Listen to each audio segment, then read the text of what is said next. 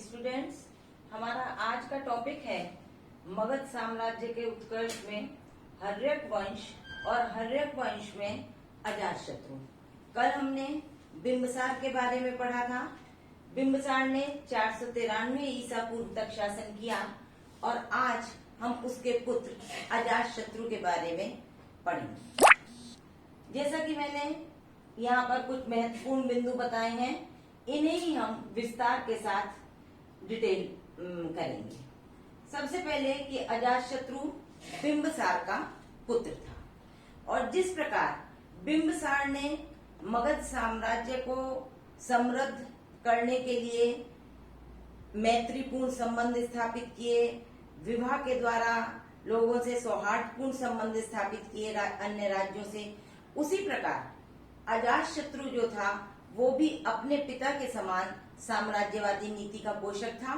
और उसने साम्राज्य विस्तार के लिए युद्धों का सहारा लेकर अपने साम्राज्य का विस्तार किया। इस क्रम में सर्वप्रथम उसने कौशल नरेश प्रसेनजीत से उसका युद्ध हुआ। अगर आपको याद हो कि बिंबिसार का विवाह कौशल नरेश की पुत्री कौशला देवी से हुआ था और उसमें उसे दहेज में काशी ग्राम प्राप्त हुआ था। जब बिंबिसार की मृत्यु हो गई, और ये कहा जाता है, बौद्ध धर्म ग्रंथ ये बताते हैं कि अजातशत्रु जो था वो पितृ हंता था। पिता की मृत्यु के पश्चात, बिंबिसार की मृत्यु के पश्चात उसकी पत्नी की भी मृत्यु हो गई और जब इन दोनों की मृत्यु हो गई तो उससे क्रुद्ध होकर प्रसेनजीत, जो कि कौशल राजकुमारी का भाई था, उसने ये जो काशी ग्राम है ये अजातशत्रु से वापस ले लिया। अजातशत्रु को ये कतई अच्छा नहीं लगा और उसने उस काशी ग्राम को प्राप्त करने के लिए अजातशत्रु प्रसेनजीत पर आक्रमण किया। जब प्रसेनजीत पर आक्रमण किया तो ये कहा जाता है कि प्रारंभिक जो युद्ध हुआ कौशल के विरुद्ध, उसमें प्रारंभ में अजातशत्रु विजयी रहा, लेकिन बाद में प्रसेनजीत विजयी हुआ। लेकिन विजयी होने के पश्चात भी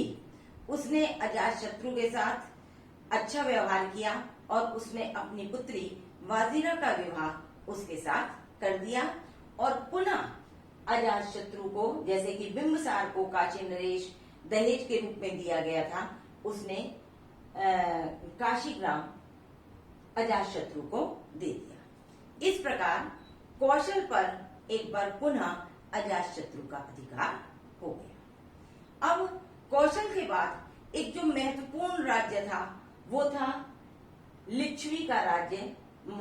जहाँ जो कि वैशाली में स्थित था और ये वैशाली में को वज्जी संघ के नाम से भी जाना जाता था। यहाँ पर कई छोटे छोटे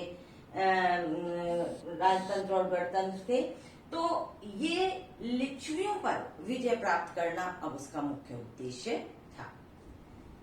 लिच्छवियों पर विजय प्राप्त करने के संबंध में बौद्ध और जैन धर्म ग्रंथों में अलग अलग बात कही गई है। अब मैं आपको दोनों ही बातों के विषय में बताऊंगी, लेकिन वैशाली राज्य पर अधिकार करना का मुख्य कारण क्या था? मगध के साम्राज्य में वृद्धि करना। यदि हम जैन धर्म ग्रंथों को देखते हैं तो हम देखते हैं कि वो कहते हैं कि जिस समय बिंबिसार का वैशाली की राजकुमारी चेलेना के साथ विवाह हुआ था, उस समय बिंबिसार ने अपने उससे उत्पन्न दो पुत्रों हल और बेहल को कुछ अमूल्य मोती की लड़ियों की माला भेंट की थी और एक सचेनक हाथी दिया था। अजातशत्रु जब गद्दी पर बैठा तो उसकी पत्नी ने इन दोनों चीजों को हल और बेहल से प्राप्त करने के लिए अजातशत्रु पर जोर डाला। अजातशत्रु ने जब ये बात उन दोनों पुत्रों से कही तो उन्होंने अपने नाना से इस बात के लिए कहा और बाद में वो अपने नाना के पास चले गए। अजातशत्रु को ये बात अच्छी नहीं लगी और उसने वैशाली के विरुद्ध आक्रमण करने का मन बना लिया। दूसरी तरफ बौद्ध धर्म ग्रंथ जो है वो ये कहते हैं कि जो गंगा नदी बहती थी मगध के समीप, वहां पर व्यापार का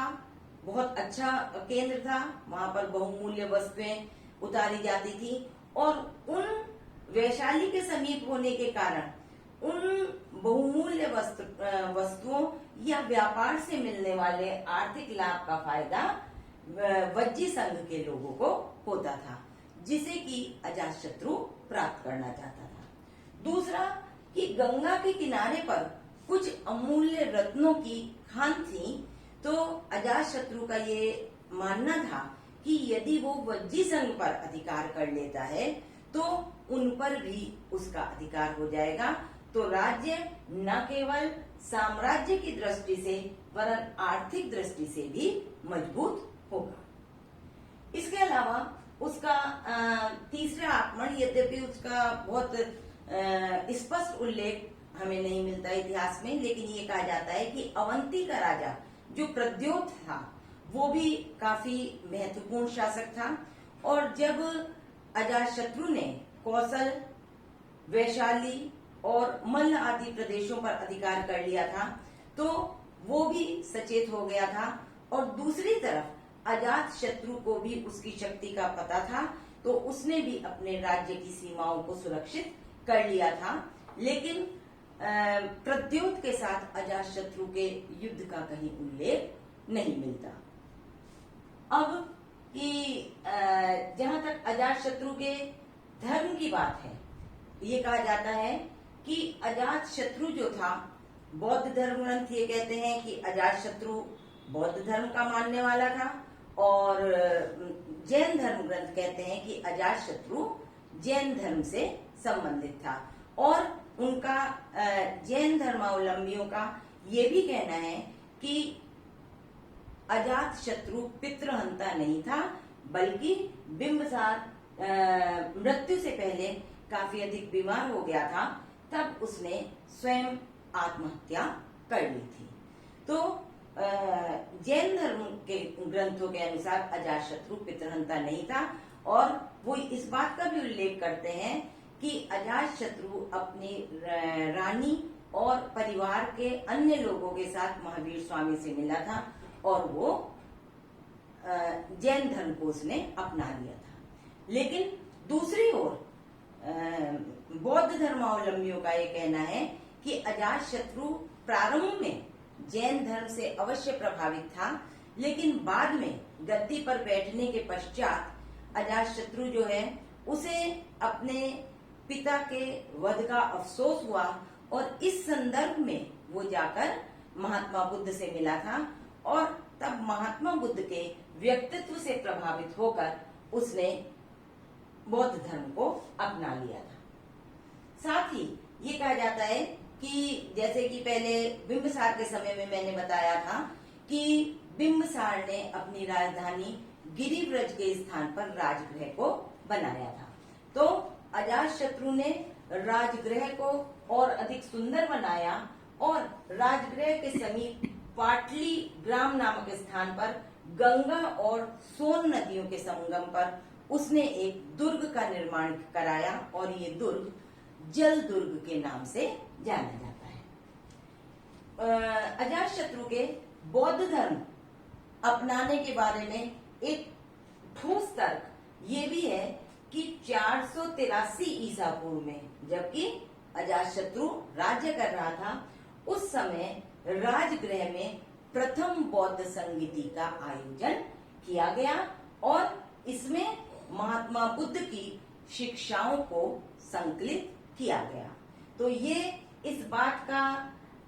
प्रमाण है कि अजातशत्रु की बौद्ध धर्म के प्रति रुचि रही होगी, और इसीलिए उसने अपने समय में प्रथम बौद्ध संगीति आयोजित की,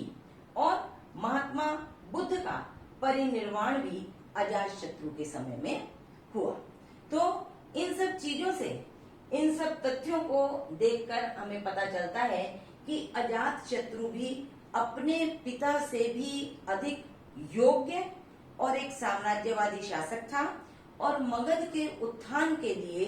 वो लगातार प्रयास करता रहा। जब उसने वैशाली के लिच्छवियों के विरुद्ध